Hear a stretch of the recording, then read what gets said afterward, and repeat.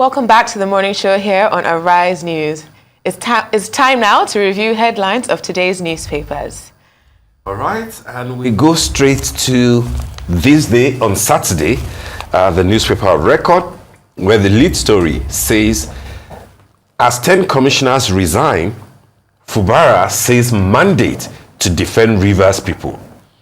Whose investors declare state safe for investment. In support of governor, 2 National Assembly members lead solidarity walk in Port Harcourt. Ijo Group urges Tinubu to call Wike to order. Labour Party Guba candidate sues for peace, says crisis affecting livelihood in Rivers. I mean, this is why we discussed this extensively, during the week that was. Okay, so 10 commissioners have resigned already, but like we said, what will be the worst case scenario? All of them will leave, and it will replace them in one day. I mean, it's in 1 week you probably wouldn't remember that there were some commissioners who were loyal to Governor Wike. A lot of them were Governor Wike's commissioners. Nominees anyway. They were even his commissioners. Work with him. So again, that's correct. his team is leaving. I think that's all the better for Governor Fubara. I mean, if Fubara and Wike can't seem to get it on any longer, I think it's only fair for those who will find it difficult to work with Fubara, to take a walk. Frankly speaking. Frankly speaking.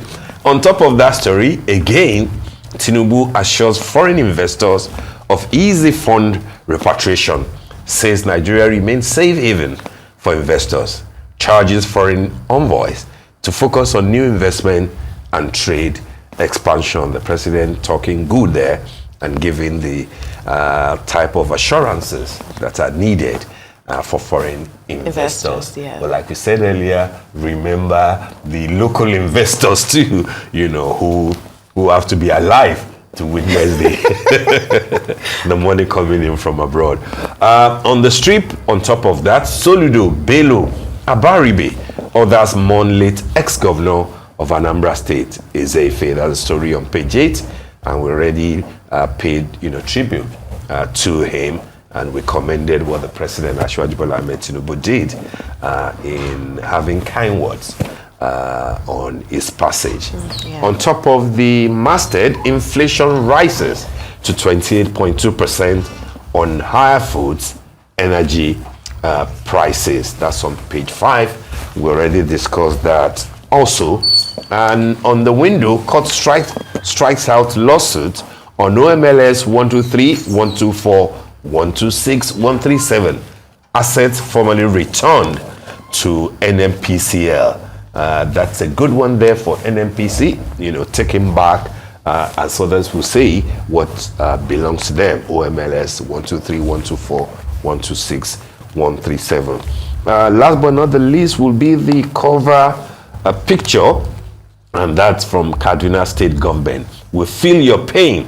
Governors of Sokoto, Ahmed Aliyu Borno, Babangana Umar Zulum of Zamfara, Lawan Dare, Kaduna Ubasani, Benue, Gombe, all when the Northern State Governors Forum presented a sum of 180 million naira to the victims of tragic bombing incident at Tudumbiri community in Kaduna State. That was yesterday.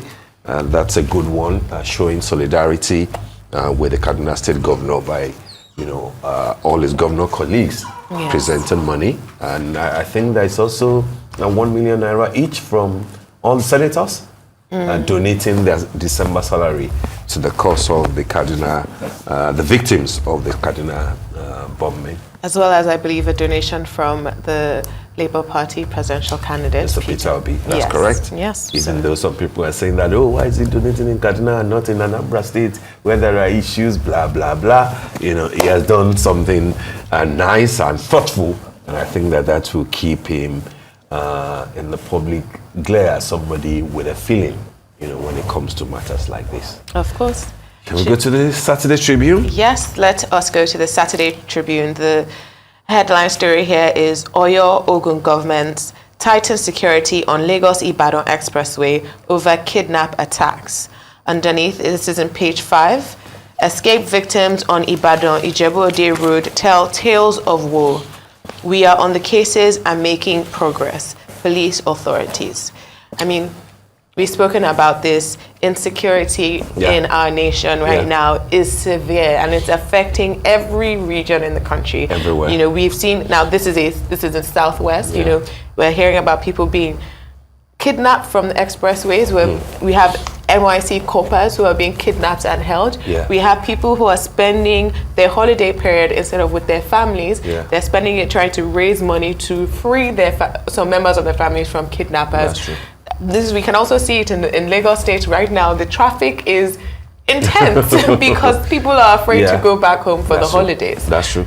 So I mean, it's horrible. I like the fact that the Oyo and Ogun State government are working together. 2 years ago, last year it repeated itself again when kidnappers, were striking intermittently on that road. But now that we have the entire road finished by the federal government, there should be assurance of security for those who will be commuting between Lagos and Ibadan, or if you are making a way to Benin or to Ijebu or to Abeokuta, because that road is probably one of the busiest, of all the road networks in Nigeria, and it is important that the state government involved, namely Lagos, Oyo, and Ogun, should do something about it. Definitely. I mean, another story that we have here is another story about insecurity. Heavy gunfights reported in Zamfara. And under that, we have Doctors Without Borders expresses worry over safety of patients. The story is on page 6. Again, this goes again to what we're talking about when it comes to insecurity all over the nation. This is now in the north, gunfights. It's very sad to see, and I do pray that God helps us, and I pray that our police are being put to use on the streets and not following some VIPs around in Lagos over Christmas. All right, shall we look at Saturday Vanguard? 3 stories of interest here outside of the other ones that we've seen in This Day and Tribune. Wike Fubara fight a threat to democracy. Those are lawyers talking there, so that's still the, is on the Wike Fubara fight. But below that, World Bank now our enemy, a threat to our economy. That's the Nigerian Labour Congress speaking there, rejects their call for government to increase petrol price to 750 naira a litre, says World Bank. IMF share history of failed prescriptions in developing countries. Insist present mass suffering, poverty worsened by last price hike. This is why we need an NLC, so that everybody will not just go in one direction. Once IMF or World Bank, sneeze, and then we'll catch a cold. I think it's important to always balance it. Yes, we just have to look at these things very carefully. If 750 is meant to be the appropriate pricing, what should be considered is, as World Bank or IMF made a case for what is appropriate earning for an average worker in Nigeria. Otherwise, you would just tax people out of existence. So Labour, kudos to Labour. Tax us out of existence. No, and I think it's amazing that they said that we need to look at the history of the prescriptions that the World Bank and the IMF have given other developed countries. Absolutely. We're not the first that they're saying.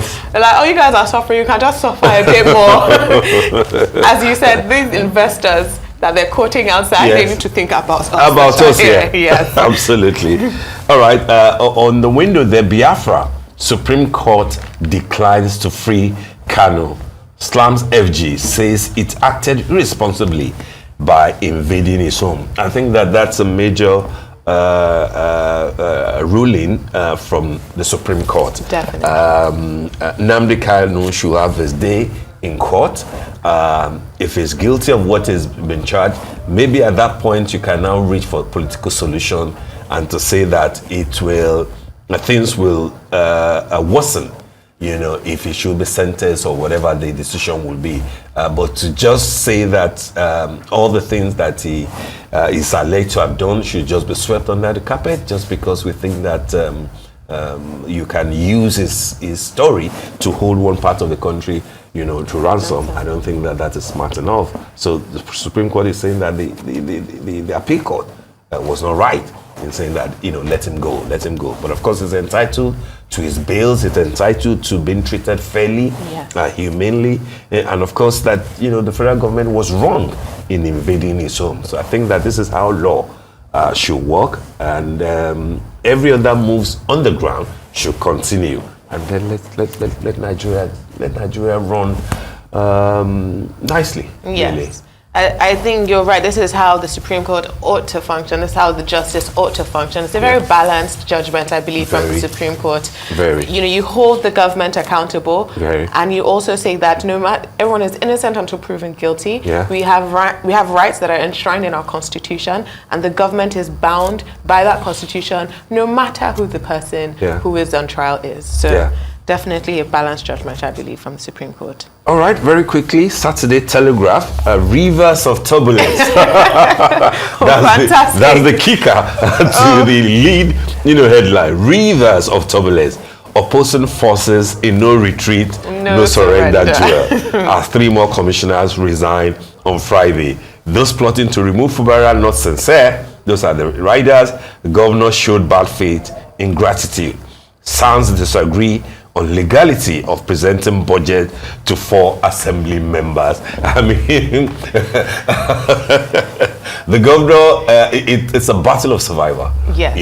And if the seats of the 27, I believe now 26, is understood that one of them, retraced our steps. Yes. If they've been, if their seats have been declared, vacant, maybe the Edo example will prevail, and we'll see how that goes. And I like that you say that it's a battle of survival, because it's not just a battle of survival for Governor Sim Fubara. I believe it's a battle of survival for our Minister Nyesom Wike, who is fighting for his political structure. Yeah, but he will keep his job in Abuja. I mean, there's no, you can't win all the time. You cannot. So let the poor man breathe. I believe that's what the Ijaw nation, let the governor breathe. Supreme Court orders Kanu to face terrorism charges. We already did that, but an interesting one from former finance minister whom we interviewed here just a couple of weeks ago. That's Idika Kalu. How Tinubu can make 2024 budget stimulate economic revival. President assures investors of predictable fund repatriation, streamlining of tax system. That's one man that the federal government should listen to. Idika Kalu. When he talks, he knows what he's talking about. All right, that brings us to the end of the morning show today. Thank you for watching, and do stay safe. I'm Steve Ayoride. And I'm Adeswa Giwa Osage. From our entire team here in Lagos, Nigeria, enjoy the rest of your morning and, of course, the rest of your day. Goodbye.